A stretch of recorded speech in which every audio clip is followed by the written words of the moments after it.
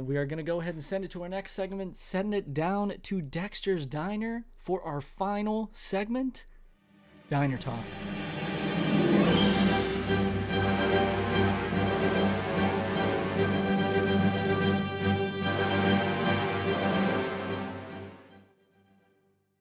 Welcome to Diner Talk.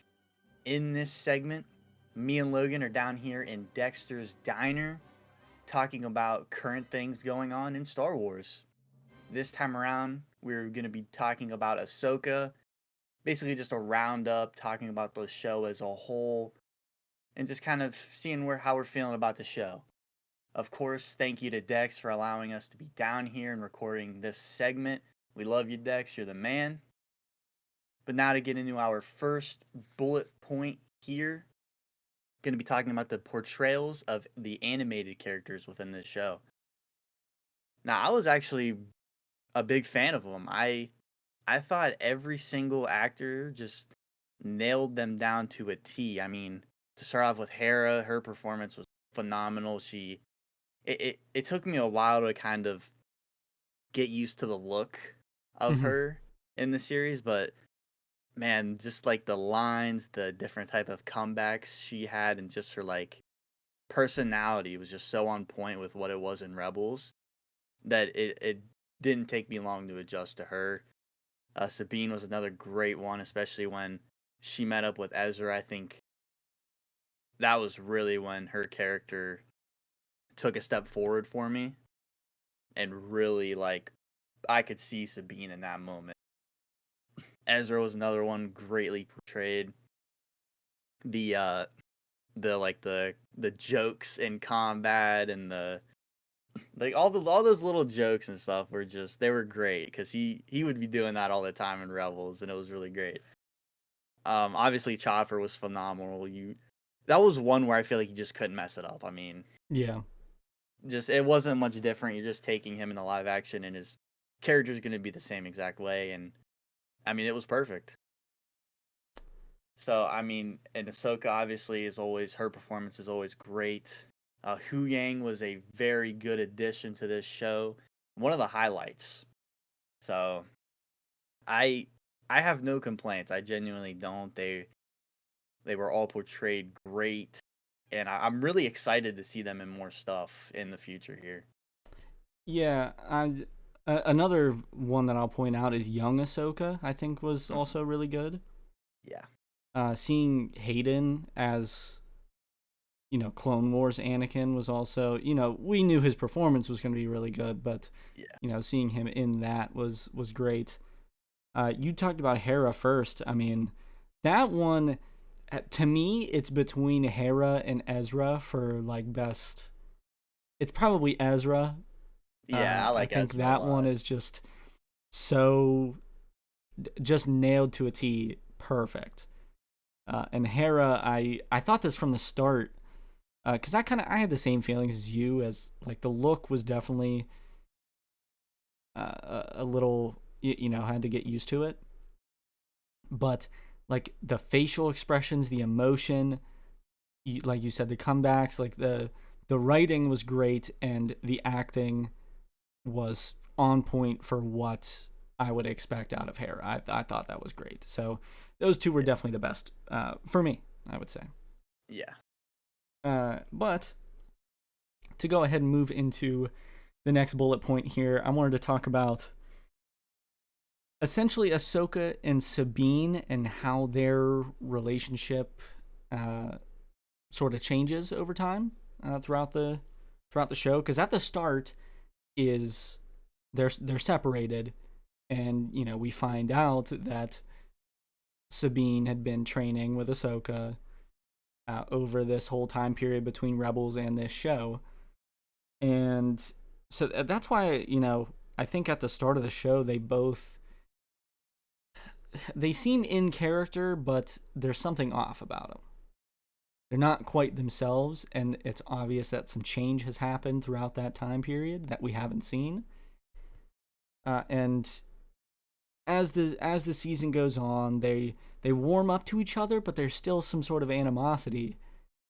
And once Ahsoka, quote unquote, dies, that is kind of the turning point for both of them, where they definitely have some changes. And then when Ahsoka reappears, that's Sabine's turning point for sure, because she's like, I, I feel like she kind of feels like she failed her in a way, Yeah. and that's when we find out in the finale. I'm kind of upset that we find out in the finale that the reason Ahsoka was like hesitant on Sabine is because of what happened to her family. I think that I don't think that was necessary to be revealed at the beginning, but I think somewhere in the middle, I feel like that should have just been revealed a slight bit earlier.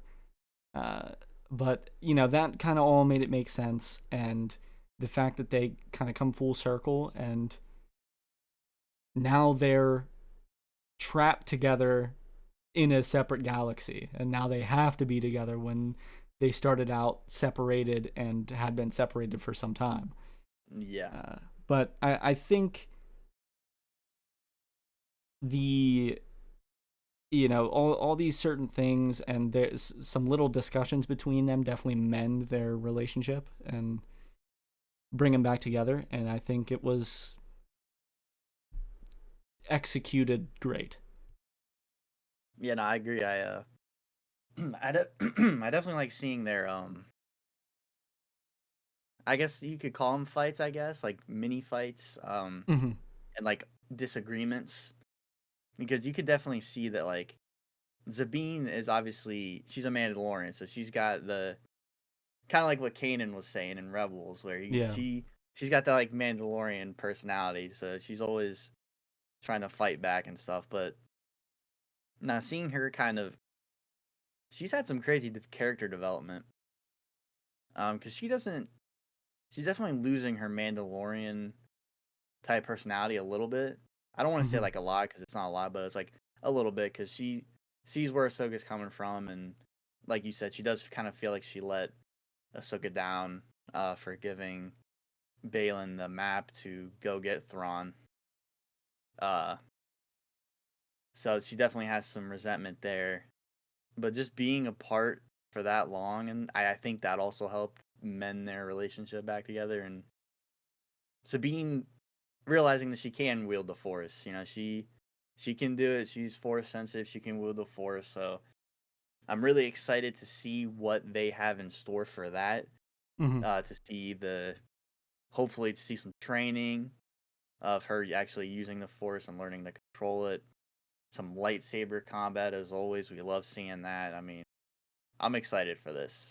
So, Because her like growth with the Force over the season, I think, is portrayed pretty well. oh yeah, it's great. Because And she's like trying to use it throughout the whole yeah, series, and it makes you think like, oh, so well, it's taking her this long, like she might not use it. But mm-hmm. then in the final episode, she does the hand thing, and the thing that'll never get old. She Yeah, it was the uses the perfect Force. way to kind of really have that sort of reveal. Oh, of course. Because I mean, you knew it was going to happen eventually, and I'm not. Are you upset with her being a Jedi? I don't want to say I'm upset because I'm not upset. I'm just like, I'm a little shocked at it and a little Mm-hmm. like, because I'd seen that Kanan clip in Rebels, Yeah. and I was like, okay, it makes a little more sense now. But I'm still like, because I feel like it was kind of sprung upon us, like, Mm-hmm. so that's why kind of where my problem is with it. But like, I shouldn't even say a problem. It's just like, it just felt a little out of place to me. I have no problem with her being Force sensitive. Um, I actually think it is a little interesting because it adds a whole new dynamic to the whole crew and group in general. Yeah. So Yeah. I didn't mind it either, but like you said, it was kind of because now we learn that like this whole time Ahsoka like in this training was actually trying to get her to use the Force as well, not yes, just in like what we see in the show. Like throughout the yeah, time that we didn't see, she was also trying to train her with the Force. Yeah. So I think the like progression of her using the Force is great, but her using the Force just in general was weird at first. But I mean, Yeah. I don't really have any problems with it. Yeah. Not at all here. But now going into my second point here, just talk about the main villains. So, Grand Admiral Thrawn, Baylan Skoll, and Shin Hati. So Maybe just even to start off, Morgan as well. oh, Morgan as well. I completely forgot about Morgan. She was actually played a really big role in this. Yeah, then the Night Sisters all together, I guess. Yeah, I guess you could talk. We could bunch them all together, but because I really want to start talking about Thrawn here. I mean, he was definitely a big highlight for me. I mean, like I always say it, but man, he was intimidating in this. Just He like was a performance that we didn't mention from animation to live action, which oh was yeah, another super great one. yeah, but we can talk about it here because he obviously it's the same voice actor, Mm-hmm. so you knew the voice was gonna be on point. But man, he looked great. He looked a lot better than what he did in the trailers. Um, just the way like his stature and kind of like the aura that he gave off was insane. Mm-hmm.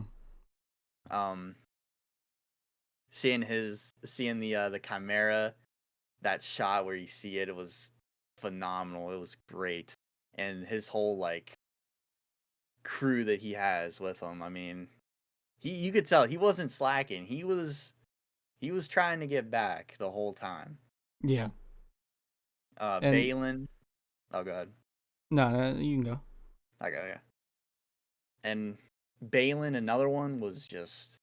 I mean, this character was a welcome surprise, and I don't think they could have portrayed it any better. I mean, this is such a great new addition, Star Wars' character, and just to like, I don't want to say character development, but just kind of see him throughout the show.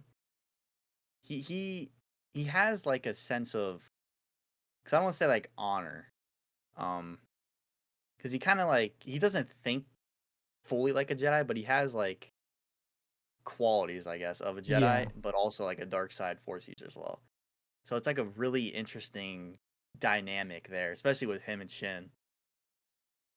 But man, seeing him in that on the at the end of the series with him standing on the father's hand pointing out into the distance, such a cool shot. I can't wait to see what he's up to. And Shin, I mean, her character has been great as well. She's definitely teetering on the light and dark side here. I'm hoping she goes with Ahsoka and Sabine, goes back to the Star Wars galaxy, trains with them, but we'll see. That's just what I'm hoping for. But mm-hmm. her character was great. The actor did a phenomenal job. And Morgan Elsbeth, man, she was phenomenal as well. I mean, I have no problem with these main villains. They were all super great. They served a good purpose and they did their roles very well.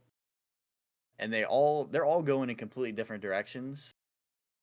Except for Morgan, of course, because well, she got wrecked. Uh-huh. But all three of these villains are going in their own directions. One of them might hopefully turn to the light side and not be a villain. That's what we're hoping for, but I have no complaints. These are very good villains for not just this show, but in the future as well. Yeah, I mean, because the thing is, when you're introduced to them in the premiere within the first two episodes, Baylan and Shin, you know, they're the, I don't know if we can call them villains. They're antagonists for sure, but they're Yeah. definitely not inherently evil, I would say. You know, Thrawn is just straight up evil. Oh yeah. But you know, Baylan being an Order 66 survivor, and you know, like you said, he does have some qualities of a Jedi, but he is throughout the season, you know, he's saying that he's something else is calling out to him. He has a bigger purpose, which Yes. makes me think like he's definitely has some obsession with power, which is, you know, a dark side trait. Yes. Uh, but Shin was taught after the time of the Jedi, so she only knows what Balin has taught her. So yeah, I'm excited to see. I'm expecting it, but I still do hope that she turns and, you know, becomes an actual Jedi. I would love to see that. Thrawn. I mean, I don't think you can say much. Like you can't say enough about Thrawn Oh yeah. and the performance, how great he's portrayed within this series. It's amazing. So excited to see more. He's the perfect villain to have be the bridge between the originals and sequels. Oh yeah. It just makes sense. I Yeah. mean, And then Morgan Elsbeth, I'll kind of lump her in with the Night Sisters. Uh, just I, the Night Sisters are back, yeah. and And in live action, it's in insane. live action, we're going back to Dathomir, and Let's go. I'm expecting that the cargo was a whole bunch of dead Night Sisters, and we're gonna have a Night Sister army. That's Dude, my I think assumption. there's more on Dathomir too. I think, dude, there's gonna be so many like Night Sisters, like Yeah, zombies, like dead Night Sisters. It's gonna be General insane. Grievous couldn't bring him back. Couldn't take them all out, so they're bringing him back. But yeah, I'm excited for all that. I think the villains were great in this series. But my next point, I wanted to talk about Ahsoka's growth as a teacher specifically, as Sabine's master, because I mean, like we already talked about at the start, like it is rough, and we find out that she feels that Sabine would not be able to do it because of her feelings toward her family and what happened and everything. Uh, and the big turning point for her is the World Between Worlds with Anakin and all those flashbacks. I love that in her growth as a teacher, she is learning herself.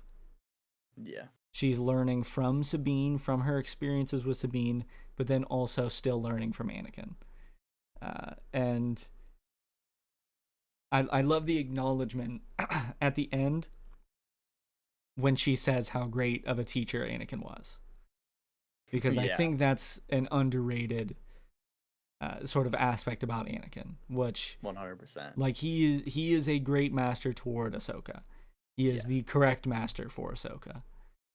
That which it just works out perfectly, and I love the idea of how Anakin stood by her no matter what, even if no one else did, and that's exactly what Ahsoka is going to be for Sabine. Yeah, and it just made sense because that's how Anakin was, with his he would stand by his friends no matter what, and that's a Mm-hmm. trait that Ahsoka picked up from him, which is a phenomenal trait to have. Yeah, and I just seeing that sort of throughout that episode with the flashbacks and everything, you see the clear difference between her demeanor as a teacher from before that and after that. Oh yeah. She's so rough on Sabine that whole time prior, and she's warmed up to her so much and feels so much more confident in her as well. So yeah, that's I think the growth is so good throughout it. I can't say enough about it. But how do you feel? Yeah, no, it's great, man. I mean, like you said, she was very like she wasn't I guess you could say not nice. She was definitely like harder on Sabine than what she should have been Mm-hmm. during the whole training and but then after the war between Worlds and Anakin and all that stuff, she just the change of demeanor is just like it's like night and day, like you said. I mean, it's and once she seen Sabine, she just had like the biggest smile on her face. She was so happy to see her, and I can't wait to see where it goes. I think it's gonna make. I mean, it's already made Ahsoka a better Jedi, and just when you think she could become a better Jedi, or learn anything else, she learns something. Mm-hmm. And in turn, it's only going to help Sabine in her progress of wielding the Force, becoming a Jedi, and just becoming like just a stronger Jedi overall in general. It's they're gonna piggyback off of each other, and I think it's gonna be great. I mean, I just can't wait to see what happens next with that, with And their training. I'd love to see if they do end up making Shin join them and try to become a Jedi as well. I'd love to see how Ahsoka treats that Yes. sort of that teaching as well, because that's a much different situation than Sabine's. Like, you have to completely change someone's way of thinking, essentially from what they've been taught prior, from what Balin taught her. Because you know, we said Balin has a lot of Jedi qualities, so Shin definitely got a lot of those, but there's some of those other qualities that she's definitely gonna have to drop, and I think that's gonna be tough, and I'd love to see how Ahsoka tackles that. So, Oh yeah. I mean, yeah, you could see it. She sensed the conflict in her, so mhm. she thinks that she can turn her into a Jedi, which is great. I hope she does. I'm really excited, and I hope to see that. But now moving into to my final point, just gonna be talking about Ezra, just as a character, kind of what he did when he was on screen. Him him making friends with those like what are those creatures names? I forget I the name of haven't. the creatures. I just call them little hermit crabs. Yeah, yeah. Let's call them little hermit crabs for now. But him just becoming friends with these like hermit crabs and like this whole village of them, like that's just so Ezra to Hmm. he would do something like that. I mean, it's great seeing him with new friends, and then once he's seen Sabine, like it was that little banter they have back and forth was great. That's exactly how I remember it from Rebels. Um, and him making that new lightsaber, it looking just like Kanan's, and of course we were saying it when we were watching it. It just had to be blue, and it was blue. Hmm. It's just that moment just hit so hard with me. I mean, as you could tell that Ezra really cared about Kanan. He looked up to Kanan. I don't know if I want to say, I'll say mentor. I don't want to say like a father figure, but I'll say he looked up to him as a mentor, as a friend. I mean, their relationship was so good. We talked about it before. A top 5 relationship in Star Wars has to be. Hmm. Um, Seeing him when Shin found Ezra and Sabine, and Sabine went to go hand him his lightsaber, and he was just like, "I don't need that. It's yours. I gave it to you. The Force is my ally." So and he used the Force in combat. Like that was super cool. I thought even though I wanted to see him with the green lightsaber, Hmm. I think his new one fits him better. Um, but yeah, I mean, I have absolutely zero complaints, like you said earlier, and I agree with it. He was portrayed the perfectly. I mean, I don't think you couldn't have done it any better. His No. character's great. Seeing his interaction at the end with Chopper and Hera was super emotional. Chopper knew it was Ezra from the moment he seen him.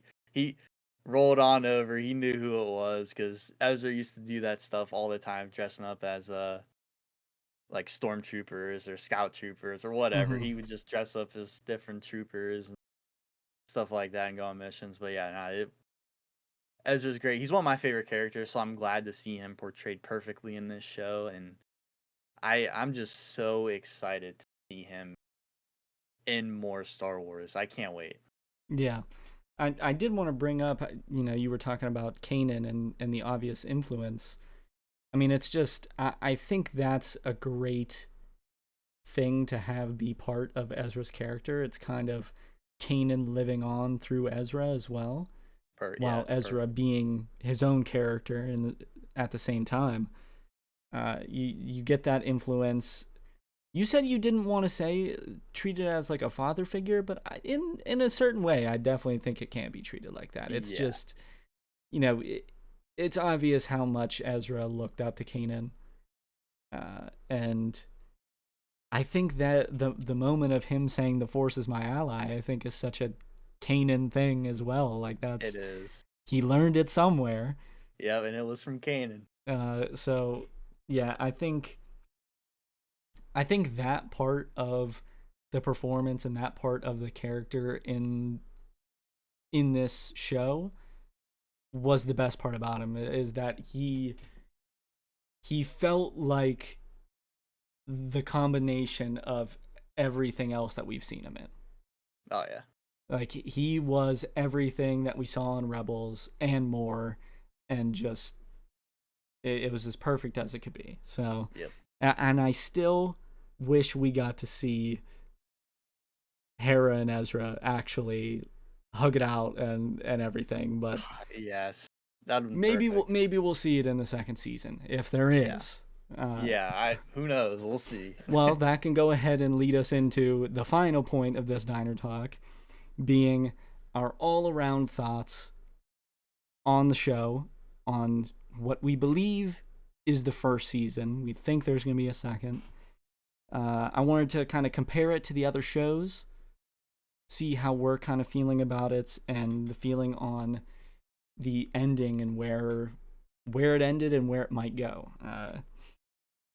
Earlier in this episode of the Galactic Core, the people saw climbing the ranks our tier list of the Star Wars shows, and Ahsoka was in there.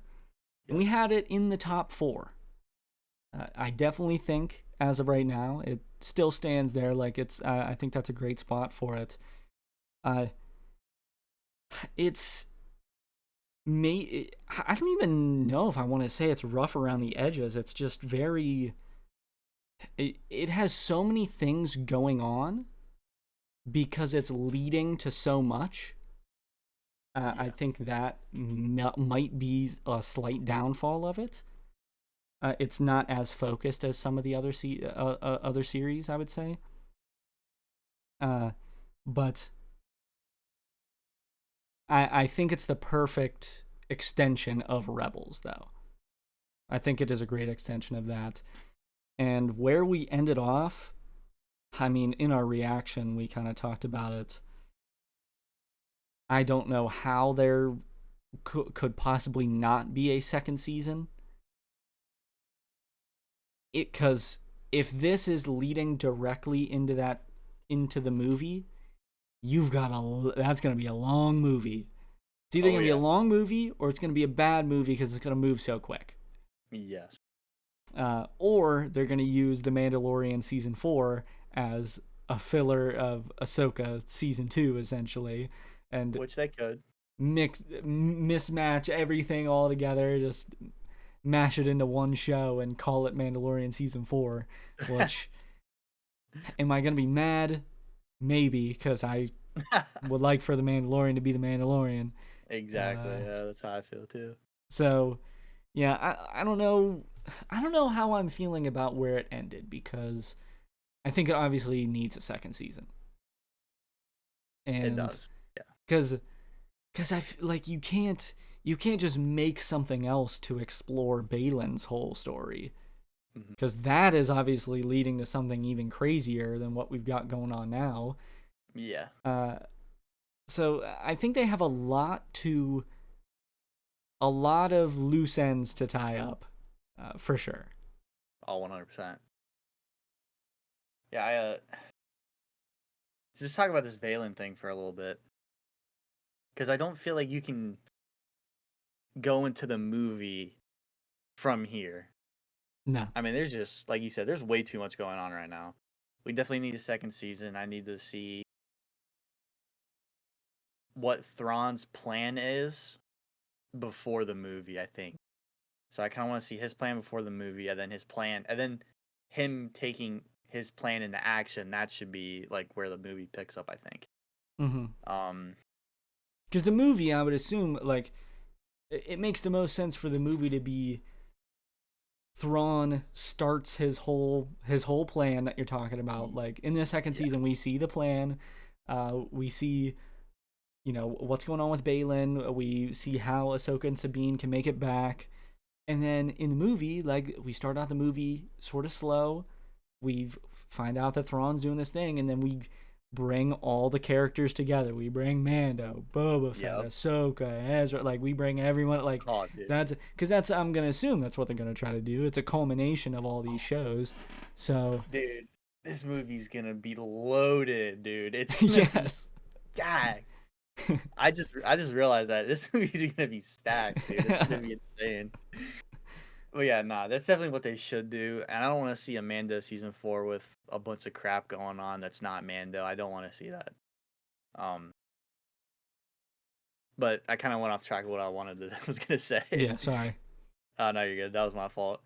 But to go to Balin for a little bit here, I'm really interested to see what he's up to, because Mhm. obviously there's been speculation, and a lot of people are leaning towards Abeloth here, and I want to be honest, I don't necessarily know how I feel about it, because I, like with them, okay, so with them bringing Legends character, or like Legends just concepts, or literally anything from Legends, like I don't have a problem with some of it.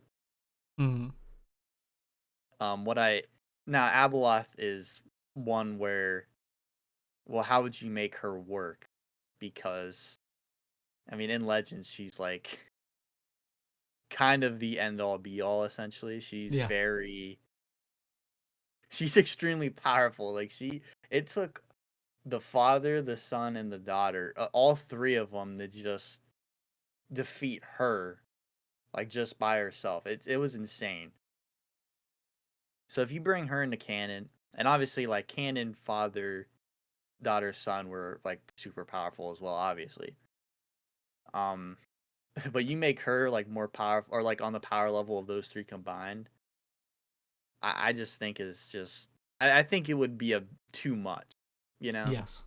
I feel like it would be too much, because oh man, it's just such a tough situation, because if they do go down that route, which it kind of is looking like it's gonna be really hard for them to bring her in, especially like when do you like have her, like, because you can't have her between 6 and 7, like episode 6 and episode 7, Yeah. because then you go from Palpatine, okay, to Abeloth, which is just another tier above Palpatine, and maybe even 2 or 3 tiers, Yeah. and then you go down, you take a deep drop to Snoke, who essentially is a Palpatine, obviously you figured out, and then you go back up to Palpatine. So it's like it's a weird, like, I don't know, it's It's super. something that would have to be after the sequels. It Yeah, cannot be something that can be within these two yeah. trilogies.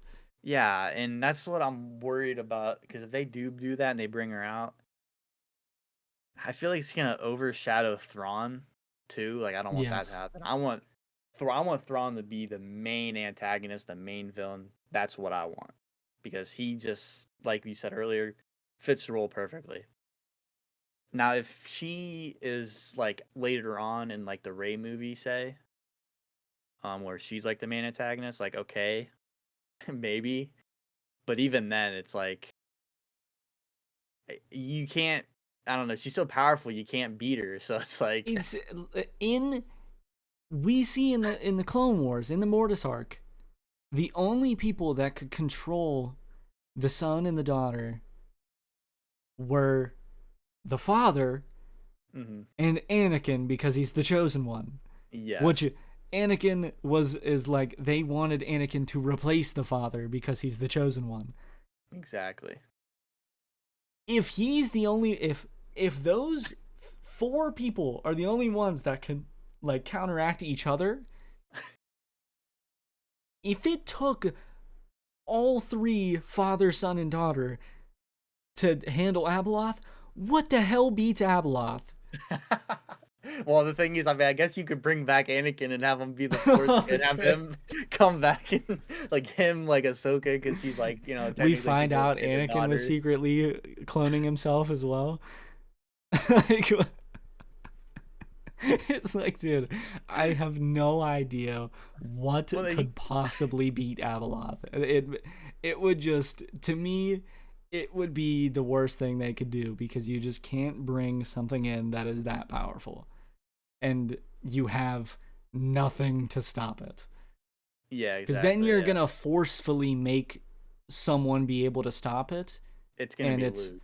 not gonna make sense. People are gonna be upset about it, or they're gonna say that Abeloth was nerfed or something. Like it's Oh, it's gonna be it's gonna be bad either way because like in Legends, I think I'm not 100% obviously because I don't like really follow up on Legends too Mhm. well, but I believe it took Luke and like other like Jedi and Sith at the time even to take her down. Like it wasn't just Luke. And like if they're gonna bring her back now, like Luke hasn't like he's just now starting to build his like Jedi Temple Academy, whatever you want to call it. Mhm. So he doesn't have any recruits. he doesn't He's got he doesn't Grogu. It's like that's Grogu versus Abeloth. Who wins? I got money okay, on there it Grogu. is. Yeah, I got where money on Grogu. Abeloth is actually gonna show up like 700 years from now, from this spot in the timeline, because Grogu will be in his prime or something. Like it's Dude, just Grogu in Din's armor with dude, that would be sick. I'm not gonna lie. wait. You think Grogu's gonna grow to be that size? Well, no, I mean like having like the helmet. Oh, dude, that's not fitting on his head. He's got to modify it. Call up Yeah, you can make Thundercat. it. You can modify it. Yeah, you can make it fit his head. Oh Yeah, no, god. I don't know. I have some concerns about it. Obviously, it's not like 100% they're going Abeloth. It's not 100% they're going there, but Yeah. it's kind of being implied a little bit, and that's what people are speculating. So I do have some concerns with that. But overall, I mean, the series was great. I enjoyed it. I always mention all the time. I love Rebels. I love the Rebels characters. One of my favorite shows. They all were portrayed great. The story is good. I'm really excited for this movie that's Heir to the Empire that's gonna be coming out. Filoni is doing a great job, and everybody else who was involved as well on the team. And I'm just excited for the road ahead. We got a lot of Star Wars still to come out, and I'm excited. It's a good time to be a Star Wars fan. Yeah, I mean, it's yeah, to round up our thoughts, I guess would be please don't bring Abeloth in, and and there's got to be a season 2. But this season was phenomenal, and Oh it yeah. just places Ahsoka in such a high tier of Star Wars shows and Star Wars content as a whole, and I feel like a second season can only raise it up even higher, Yep. and definitely get us better prepared for that movie. Oh yeah, and this season is setting up everything in the future right now. It's the starting point for something crazy. So I'm super excited for it.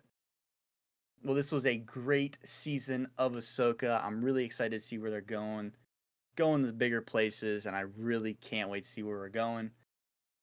If you liked this season of Ahsoka, go ahead and let us know down in the comments below. Would you like? Would you dislike? Got any speculations? Go ahead and let us know where you think we're going down here in the future. Hopefully, you enjoyed this episode of Diner Talk. And with that, we will go ahead and send you back to the boys at the studio to end off the episode.